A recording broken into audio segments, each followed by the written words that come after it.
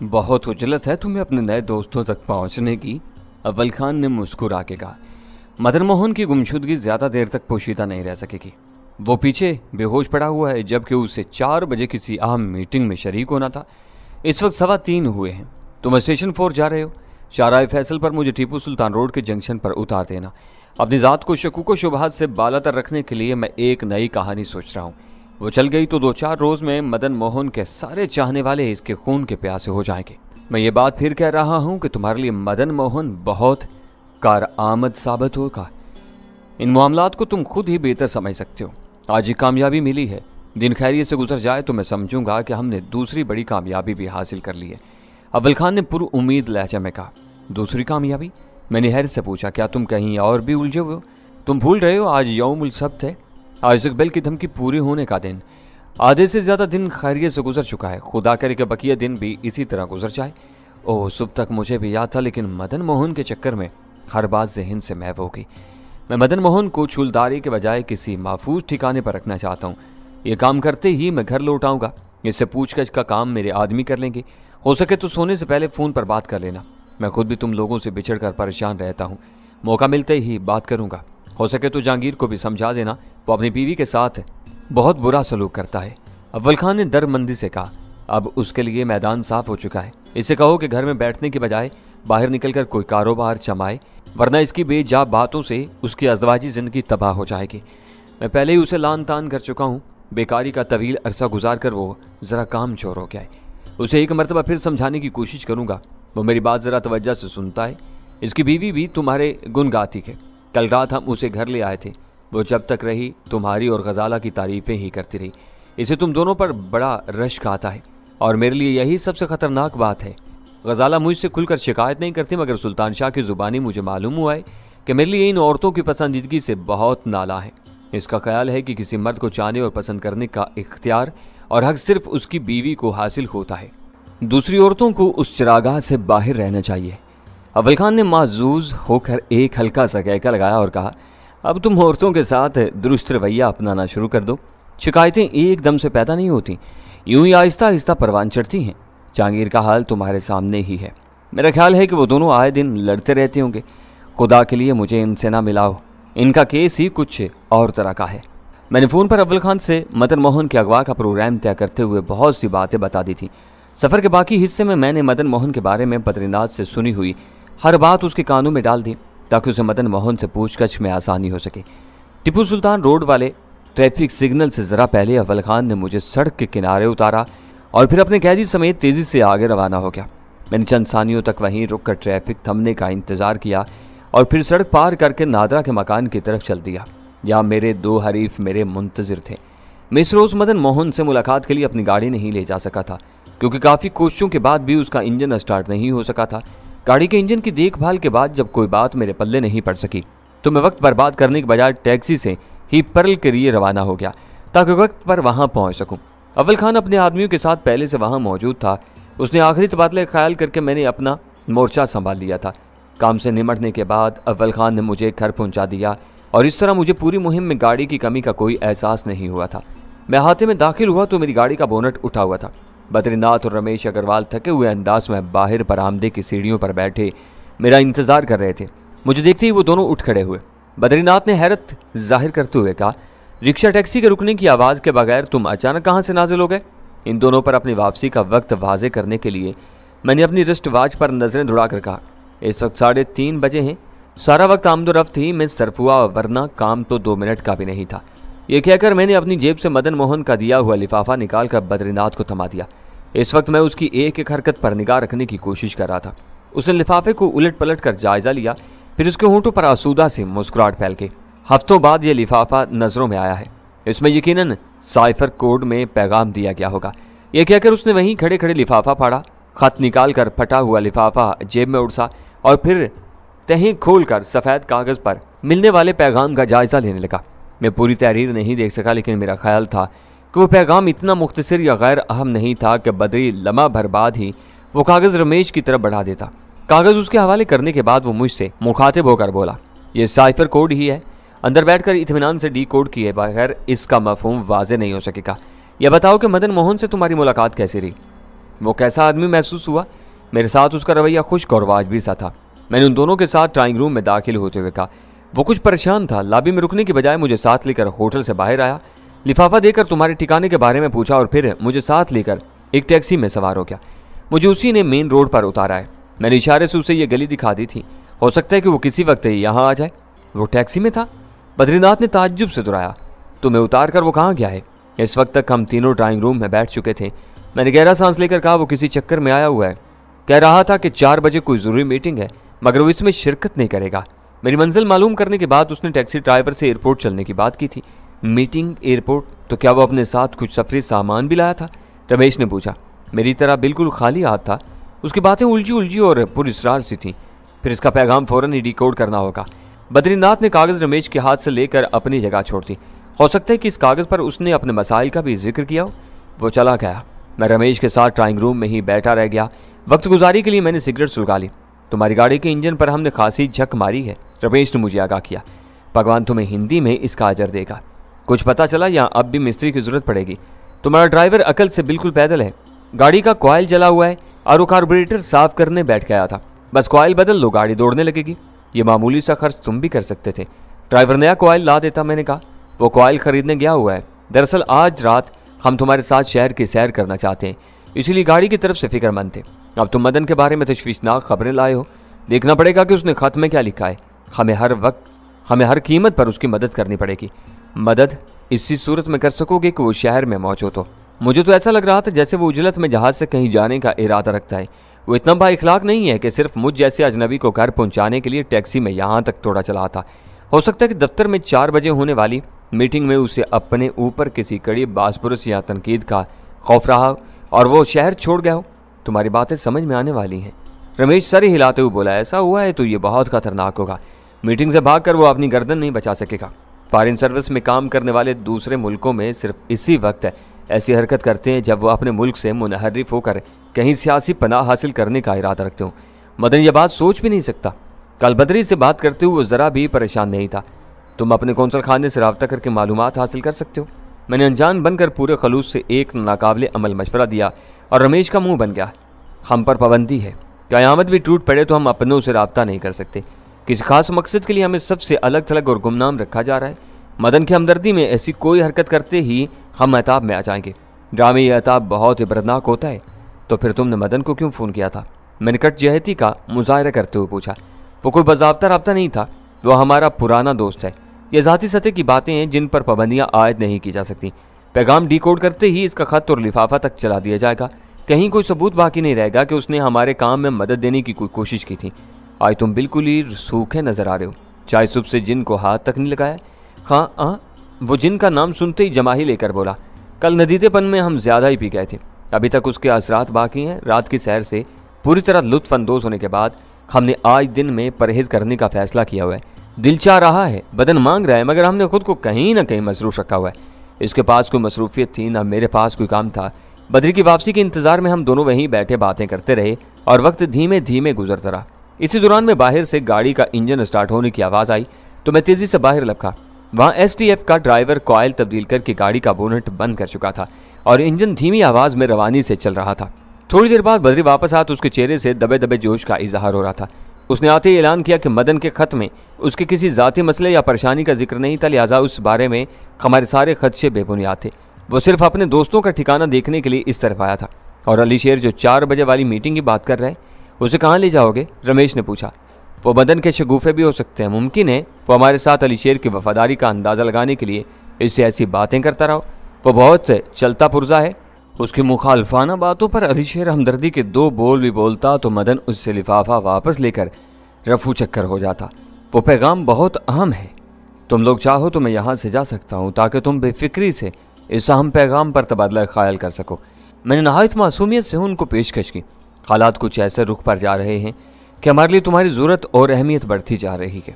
बद्री ने संजीदगी के साथ कहा। मेरा ख्याल है कि अब तुम्हारी मौजूदगी ज़रूरी है। तुम हमारी सफ़ में शामिल हो चुके हो। बद्रीनाथ के वो अल्फाज मेरे लिए बहुत हौसला अफजा थे। इस वक्त तक सब कुछ बिल्कुल इसी तरह होता चला जा रहा था जिस तरह सोचा गया था। मैं इनके करीब रहकर इनकी जड़ों पर कारी वार लगाने की फिक्र में था और वो मेरी तलाश के लिए मुझसे ही मदद लेना चाह रहे थे।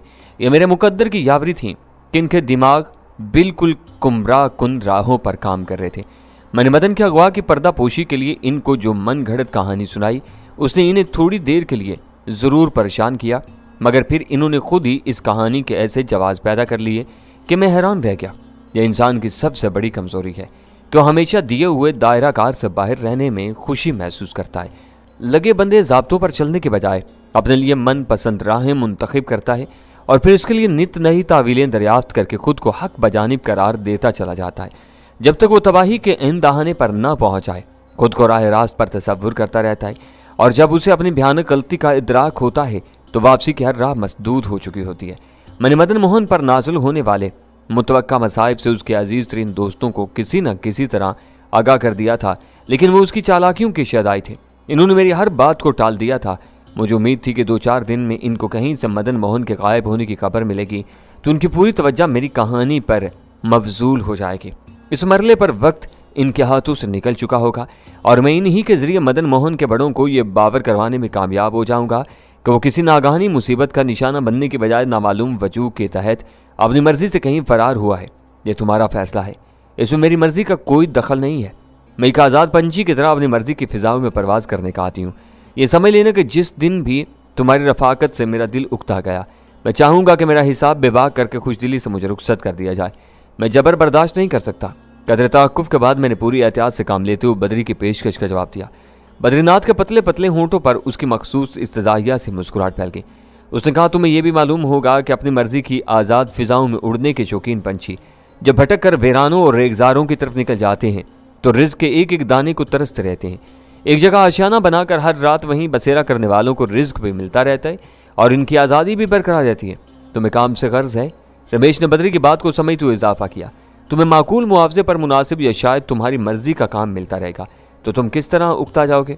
हम बहुत ख़राब हालात में तुमसे टकराए हैं, वरना लोग हमारे लिए काम करने को भी तरसते हैं। हमारे साथ रहकर तुम ऐश कर सकते हो। इस मरतबा मेरे हंसने की बारी थी। मैंने कहा, तुम्हारे ऐश में देख रहा हूँ। तुम तन के 4 कपड़ों के साथ यहाँ आए थे। तुम्हारी बाकी ज़ुर्रियात का बंदोबस्त बाजार से किया गया है। बद्री ने मेरी बात पूरी होने से पहले बोलना शुरू कर दिया। हम बाहर काम कर रहे हैं, तुम यहाँ रहकर काम करोगे। ये तुम्हारी मर्जी होगी कि हमारी वापसी के बाद आज़ाद रवि इख्तियार कर लो या चाहो तो हमारे दूसरे साथियों के साथ काम करते रहो। हमें कारामद और काबिल एतमाद लोगों की हर वक्त ज़रूरत रहती है। तुम्हारा साथ तो मैं देता ही रहूँगा, बाद की बात बाद में देखी जाएगी। मदन जैसे मगरूर और नक चढ़े लोगों की बालादस्ती में 1 मिनट के लिए बर्दाश्त नहीं कर सकूँगा। मैंने जवाब दिया, हमारे साथ तुम्हारी पहली मुलाकात खासी भयानक और सनसनीखेज थी। बद्री ने मुझे याद दिलाया, ये एक सीक्रेट एजेंट की फितरत होती है कि वो किसी नए चेहरे पर पहली नज़र में एतमाद नहीं करता। इसे जांचता और परखता है, फिर इसके सही मकाम का तयन करता है। वक्त के साथ ये मकाम खुद ब खुद घटता बढ़ता चला जाता है। अब अपनी बात करो, मुझसे तुम क्या काम लेना चाहते हो। मैंने 2 ठोक लिया मैं कहा। रासलमेंडा को शिद्दत से हमारा इंतजार था। बद्रीनाथ ने अपने हाथ में थामे हुए कागज़ पर गैर इरादी अंदाज में नज़र डालकर कहा, मंसूबा यह था कि सागा हमें रासलमेंडा तक पहुंचाता, रास हमें निक से मिला देता। लेकिन रास और सागा की मौत के बाद सब कुछ बदल गया है। हमें दूर रहकर निक से हदायत लेनी होगी। हमारे दरमियान राब्ते का काम तुम सरअंजाम दोगे, बिल्कुल इसी तरह जैसे आज तुम मदन मोहन से मिले थे। और यह निक कौन है, कोई मकामी क्रिश्चियन या गैर मुल्की? मैंने दिलचस्पी से पूछा। निक मोर्दे कराची में अमरीकी कौंसल खाने का कोई अफसर है, हम उसके लिए काम करेंगे और ये इतलात तुम्हें मदन मोहन ने अपने खुफिया पैगाम के जरिए फराम की है। इसके सिवा इस वक्त हमारे पास कोई मुतबादिल जरिया नहीं है। इस राब्ते का तरीकाकार क्या होगा? वो गुफ्तगू मेरे लिए लम्हा ब लम्हा सनसनीखेज होती जा रही थी, वही जो मदन मोहन के लिए था। ये मैं पहले ही बता चुका हूँ। इस बार तुम्हारा कोड टॉम कैट होगा और तुम बराह रास्त कौंसल खाने जाकर निक मोडले से मुलाकात करोगे। संगीन खतरात की वजह से इन लोगों ने आजकल खुद को घरों और दफातर तक महदूद किया हुआ है। हर मुलाकात पर वो अगली मुलाकात का वक्त और मकाम बता देगा। टॉम कैट तो शायद किसी जंगी त्यारे का नाम है। मैंने चौंक कर पूछा, मुझे नहीं मालूम, इस वक्त ये तुम्हारा पासवर्ड है। सिक्योरिटी वाले ये कोड सुनते ही तुम्हें निक मोडले तक पहुंचा देंगे। पहली मुलाकात के लिए कल सुबह 11 बजे का वक्त दिया गया है, बद्री ने बताया। इसका मतलब है कि डैनी और वीरा की तलाश का किस्सा अब खत्म समझूं? ये मैंने कब कहा? दोनों काम साथ साथ चलेंगे। उसने बेचैनी से पहलू बदल कर कहा। वो तुमसे किस किस्म का काम लेना चाहता है? कदर तवक्कुफ के बाद मैंने पूछा। ये तो पहली मुलाकात के बाद ही पता चल सकेगा, फिलहाल कुछ नहीं कहा जा सकता। बद्री ने जल्दी से जवाब दिया। सच पूछो तो ये सारी बातें इसीलिए मुमकिन हुई कि तुमने मदन से मिलने वाले लिफाफे से कोई छेड़छाड़ नहीं की। तुम्हें वो जिस तरह मिला इसी तरह तुमने मेरे हवाले कर दिया। तुम्हें क्या पता कि मैंने उसे नहीं खोला? मैंने हंस कर पूछा। वो खास कागज से बने हुए लिफाफे हैं जिन्हें राह में खास पैगाम रसानी के लिए इस्तेमाल किया जाता है। लिफाफे पर दोनों तरफ दस्तखत नुमा बड़ी बड़ी लकीरों वाली शनाख्ती मोहरें एक खास किस्म की स्याही से लगाई जाती हैं। वो स्याही हर तरह पुख्ता होती है, लेकिन लिफाफे को भाप दिखाकर खोलने की कोशिश की जाए तो वो स्याही बुरी तरह फैल जाती है और खाकी कागज की सतह पर जर्द रंग के धब्बे नमूदार हो जाते हैं। तुमने बहुत कम वक्त में वो लिफाफा मेरे पास पहुंचा दिया। ये तुम्हारी नेक नीयती का पहला सबूत था। दूसरा सबूत लिफाफा देखने पर मिल गया। और अगर मैं वो लिफाफा ही बदल देता तो क्या होता? मैंने सवाल किया। मैं इसे कतई अहमियत न देता। मदन को यहाँ सारी दफ्तरी सहूलतें हासिल हैं। आम हालात में राह का कोई एजेंट अहम पैगामात की तलसील के लिए आम लिफाफा इस्तेमाल नहीं करता। तुम पर शुबा हो जाने की सूरत में अफसोसनाक नतीजा बरामद होता। हम तुम्हें खत्म करके वापसी की राह लेते। राजदारी हमारे मौजूदा मिशन की बुनियाद है। हमारी यहाँ मौजूदगी का राज किसी दुश्मन के हाथ लग जाने के बाद मिशन जारी नहीं रखा जा सकता था। गो यूं कहो कि मैंने तुम्हारे एतमाद को धोखा नहीं दिया, इस वजह से तुम्हारा मिशन बदस्तूर जारी है। वो मिशन क्या है तुम इससे बिल्कुल बेखबर हो, क्योंकि तुम्हारी लगाम तक मोडले के हाथ में है। खां इस वक्त चीफ नेक मोडले है। हमें उसकी हदायत की तामील करनी है। वो एक अहम और नाजुक मोड़ था। मैंने किसी सोचे समझे मंसूबे के बगैर अव्वल खान को मदन मोहन से मिले हुए लिफाफे पर तबाह आजमाई करने से रोका था, और इसी एक फेल ने सारी सूरत हाल यकसर बदल के रखती थी। इस बात में कोई शुबा नहीं था कि बद्रीनाथ और रमेश अग्रवाल को मजमूम तकरीबी मकासद के तकमील और मेरी बेखुनी के लिए भारत से कराची बुलाया गया था, मगर इस वक्त तक इन मखसूस तकरीबी अज़ाइम की निशानदेही नहीं हो सकी थी। यूँ महसूस हो रहा था जैसे निक मोडले से एक मुलाकात के बाद बिल्ली थैले से बाहर आ जाएगी और हम इनके अज़ाइम से वाकिफ होकर इनका सद्जवाब करने की पोजीशन में आ जाएंगे। इन हालात में निक मोडले से मुलाकात से इनकार कुफरान नेमत हो सकता था। वो बड़ी ताकतों की आलमगीर साजिशों की कोई पुरस्रार कड़ी थी। ये बात बाईद अज क्यास थी कि ऐसे किसी मिशन के लिए एक या चंद अफराद पर कुली इन्हिसार कर लिया जाता। मैं इनकार कर देता और राह के इन दोनों एजेंटों का पत्ता साफ कर देता, तब भी निक मोडले अपने आज़ाइम से दस्तबरदार न होता। इसके काम में ताखीर जरूर हो सकती थी, मगर वो दूसरे लोगों के जरिए तकमील के मराहिल तक पहुंचता और हम बेखबरी में मार खा जाते। निक मोडले से मुलाकात हर एतबार से जरूरी और नागुज़ीर नजर आ रही थी, मगर इसमें संगीन खतरात पोशीदा थे। इस मुलाकात के लिए मैं अपनी जगह सुल्तान शाह को नहीं भेज सकता था। पूरे पस मंजर से वाकिफ न होने की बिना पर वो निक मोडले के सामने बेनकाब हो सकता था। मैं खुद जाता तो पहचान लिए जाने का डर था। मेरी ज़ात उनके लिए दिलचस्पी का खास मौजू बनी हुई थी। इनका कौंसल खाना मुसल्लह मुहाफ़िज़ों और खुफिया कमांडोज में घिरा हुआ एक कला था, जहाँ दाखिल होने वाला अपनी मर्जी से वापस नहीं आ सकता था। मैं सुनता रहा कि हिफाजती बंदोबस्त के नाम पर उन्होंने अपने कौंसल खाने में बेशुमार खुफिया कैमरे नस्ब किए हुए थे, जिनसे हर आने वाले की हरकत और सकनात को आखिर तक मॉनिटर किया जाता था। इन कैमरों से स्क्रीन पर मिलने वाली फिल्मों की पड़ताल और मॉनिटरिंग के लिए ऐसे माहिरीन मौजूद हो सकते थे जो अमरीकी मफादात के सरगर्म दुश्मनों को पहली नज़र में पहचान लेने में कमाल की महारत रखते हों। मैं मदन मोहन जैसे ओबाश और यकोतनहा एजेंट को फरेब देकर फांसने में कामयाब हो चुका था, लेकिन जदीद सहूलतों से लैस इस निज़ाम को शिकस्त देना मेरे बस से बाहर था। मैंने उन्हें गहरे घाव लगाए थे। उनकी चार दीवारी से बाहर रहकर उनके मायानाज दिमागों को खाक खून में नहला दिया था। वो मुझे भूल सकते थे ना मुआफ़ कर सकते थे। मैं एक बार इनकी दहलीज पर कदम रखते था और वहाँ पहचान लिया जाता तो मेरे इबरतनाक अंजाम का अंदाज़ा आसानी से लगाया जा सकता था। मदन मोहन STF की तहवील में जा चुका था। बद्रीनाथ और रमेश अग्रवाल खारला में मेरी दस्तरस में थे। निक मोडले की ओट में मजीद कामयाबियां मेरी मुंतजिर थीं, मगर मुझे सोचने के लिए वक्त दरकार था। फौरी तौर पर मैं बद्रीनाथ की पेशकश कबूल कर सकता था, ना उसे मुस्तरद कर सकता था। आखिर मैंने उसी से बात करने का फैसला करके कहा, अभी तक मेरा और तुम्हारा समझौता चल रहा है। मुआवजा लेकर मैं तुम्हारे लिए काम कर रहा हूँ, लेकिन अब यूँ मालूम हो रहा है जैसे तुम मुझे निक मोडले के हाथों बेच रहे हो। मुझे तुम्हारे साथ साथ इसे भी अपना आका तस्लीम करना होगा। मेरे लिए कड़वी गोली है, वो हमारा चीफ होगा। तुम्हें इससे हदायत लेने की जरूरत पेश नहीं आएगी। तुमको हमारे पैगाम रसा का किरदार अदा करना है। इस बारे में तुम जरूरत से ज्यादा सोच रहे हो, बद्रीनाथ ने वजाहत करते हुए कहा। बज़ाहिर वही मालूम होता है जो तुम कह रहे हो, लेकिन निक मोडले बराह रास्त मुझे कोई हदायत दे बैठा तो क्या होगा? वो तुम्हारा चीफ है और मैं तुम्हारा ताबे। मेरे इनकार का तो किसकी गर्दन में आएगा? यह नहीं हो सकता, यह नहीं होगा। मेरे जहनी तहफ़्फ़ुज़ात का अंदाज़ा लगाकर बद्रीनाथ ने पुरजोर लहजे में कहा, मैं तुम्हें यकीन दिलाता हूँ कि ऐसा नहीं होगा। किसी भी मरले पर मैं निक मोडले पर यह बात वाजे कर दूंगा कि वो तुमसे बराह रास्त कोई ताल्लुक पैदा करने की कोशिश न करे। तुम्हें फिक्रमंद होने की जरूरत नहीं। अपने मसाइल के बारे में फिक्रमंद होना मेरा हक है। तुम्हारा एक फिक्रा मेरे ज़हन से ये तफक्कुरात नहीं खोल सकता। ऐसा ही है तो मुझे सोचने के लिए मोहलत दो। कल सुबह 11 बजे मैं वहाँ नहीं जाऊँगा। मैं मुतमईन हो गया तो ये मुलाकात परसों हो सकती है, इससे पहले नामुमकिन है। चीफ के दिए हुए वक्त को टालना मेरे बस से बाहर है। इन कामों में आदमी हर वक्त अपनी मर्जी का मालिक होता है, लेकिन डिसिप्लिन के मामले में उसे एक रोबोट बनना पड़ता है। निक मोडले ने जो कह दिया इस पर अमल होगा। इससे इनराफ किया गया तो हमें सजा भुगतने के लिए तैयार रहना होगा।